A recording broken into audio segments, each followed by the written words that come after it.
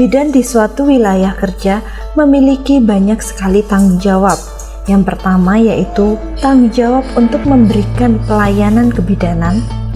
Yang kedua, untuk menjalankan program terkait dengan kesehatan ibu dan anak, mengalokasikan anggaran untuk terlaksananya program, dan melakukan pendokumentasian atau pencatatan dan pelaporan terhadap pelayanan yang telah diberikan. Dalam melakukan pencatatan dan pelaporan sebagai suatu bukti pelayanan kesehatan yang diberikan, maka bidan dapat menggunakan register kohort sebagai salah satu bentuk dokumentasi. Apa sebenarnya register kohort itu? Apa fungsi dari register kohort? Apa saja jenis dari register kohort?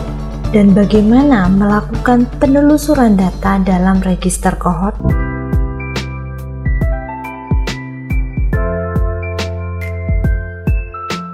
Selamat datang di channel Analisa Kesehatan dengan saya, Wahyu Setianingsih. Dalam channel ini kita akan membahas tentang mengenal register kohort. Apa yang dimaksud dengan register kohort? Kohort berasal dari kata kohort yang berarti adalah suatu pengamatan prospektif terhadap suatu subjek maupun objek. Sedangkan yang dimaksud dengan register kohort adalah sumber data pelayanan ibu hamil, ibu nifas, neonatal, bayi, balita, dan anak prasekolah untuk menilai status kesehatan ibu dan anak di suatu wilayah kerja. Pencatatan dalam register kohort harus dilakukan dengan baik, cermat, dan akurat. Hal ini bertujuan agar apabila terjadi masalah kesehatan dapat diketahui sedini mungkin dan dapat segera mendapatkan penanganan yang baik. Apa fungsi pengisian dari register kohort? Yang pertama yaitu kohort berfungsi untuk memantau pelayanan kebidanan yang telah diberikan. Yang kedua, kohort berfungsi untuk mendokumentasikan asuhan kebidanan yang diberikan kepada sasaran. Apa saja jenis dari register kohort itu? Jenis register kohort ada 4. Yang pertama yaitu kohort ibu, kohort bayi, yang ketiga yaitu kohort anak balita, dan yang keempat yaitu kohort anak prasekolah. Kohort ibu adalah sumber data pelayanan ibu hamil dan bersalin serta keadaan atau resiko yang dimiliki ibu. Hal ini bertujuan untuk mengidentifikasi masalah kesehatan ibu berdasarkan hasil pemeriksaan yang telah dilakukan. Ini adalah bentuk dari register kohort ibu. Dalam register kohort ibu ini terdiri dari 58 tabel yang berisi mulai dari nomor hingga kolom keterangan. Dalam kohort ibu ini diberikan penjelasan terkait dengan apa yang harus dituliskan seorang bidan dalam tabel tersebut, kode pelayanan, dan kode tempat pelayanan. Lalu yang kedua yaitu kohort bayi. Kohort bayi merupakan sumber data pelayanan bayi termasuk neonatal serta keadaan atau risiko kesehatan bayi. Hal ini bertujuan untuk mengidentifikasi masalah kesehatan bayi berdasarkan hasil pemeriksaan yang telah dilakukan.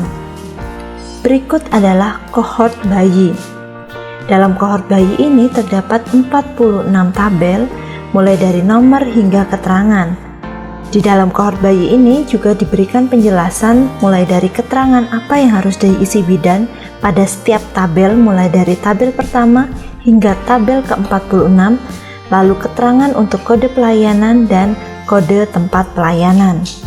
Yang ketiga yaitu kohort balita. Kohort balita ini merupakan sumber data pelayanan balita serta keadaan atau risiko kesehatan pada balita, yang tujuannya adalah untuk mengidentifikasi masalah kesehatan pada balita berdasarkan hasil pemeriksaan yang telah dilakukan. Dalam kohort balita ini juga dijelaskan tentang bagaimana pengisian kolom mulai dari kolom pertama hingga kolom ke-67, dan di sini juga dijelaskan tentang keterangan dari kode pelayanan serta kode tempat pelayanan. Yang keempat yaitu kohort anak prasekolah. Kohort anak prasekolah ini merupakan sumber data pelayanan anak prasekolah serta keadaan atau risiko kesehatan pada anak prasekolah. Pencatatan dalam kohort anak prasekolah ini bertujuan untuk mengidentifikasi masalah kesehatan pada anak prasekolah berdasarkan hasil pemeriksaan yang telah dilakukan. Berikut adalah kohort anak prasekolah. Dalam kohort anak prasekolah ini terdapat 43 kolom, mulai dari kolom pertama yaitu nomor register dan kolom 43 yaitu keterangan. Dalam kohort anak prasekolah ini juga diberikan penjelasan tentang apa yang harus dituliskan mulai dari kolom pertama hingga kolom ke-43. Kode pelayanan mulai dari deteksi dini tumbuh kembangnya, termasuk juga bagaimana menuliskan hasil penimbangan. Selain itu, terdapat juga keterangan terkait dengan bagaimana mengisi kode tempat pelayanan dalam kohort. Apa kelebihan dan kelemahan dalam pencatatan dan pelaporan dengan menggunakan kohort? Kelebihan dalam pencatatan dan pelaporan dengan menggunakan kohort yang pertama yaitu kohort sebagai alat pantau kesehatan ibu dan anak di suatu wilayah. Yang kedua yaitu kohort dapat menjadi suatu bukti pelayanan kesehatan yang telah diberikan dan kondisi pasien yang diberikan asuhan.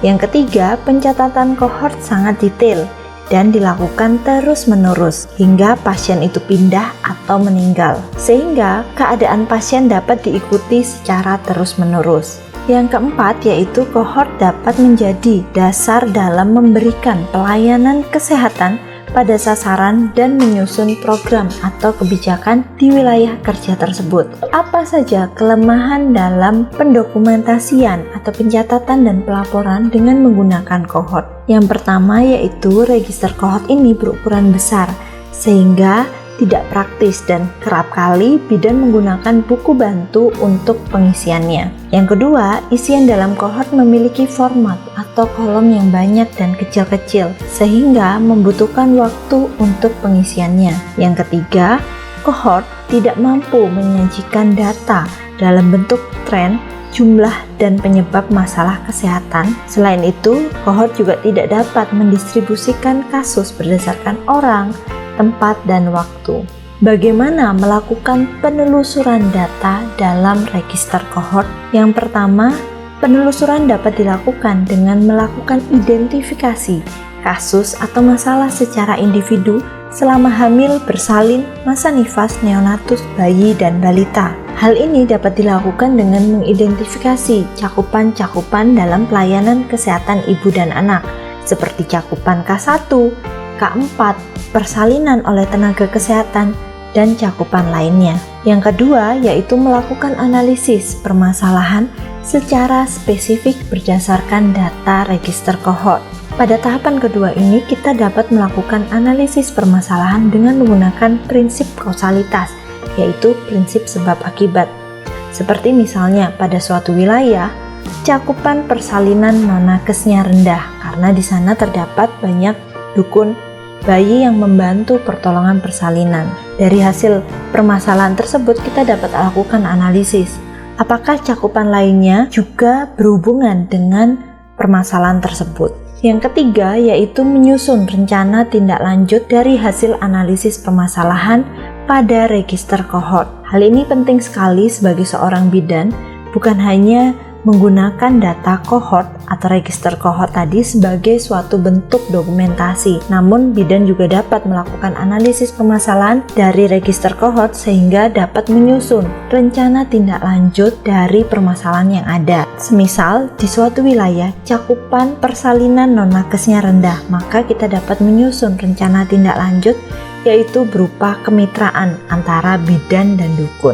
Tulislah apa yang kamu kerjakan dan kerjakan apa yang kamu tulis. Terima kasih sudah menonton video ini. Jangan lupa like, share, dan subscribe.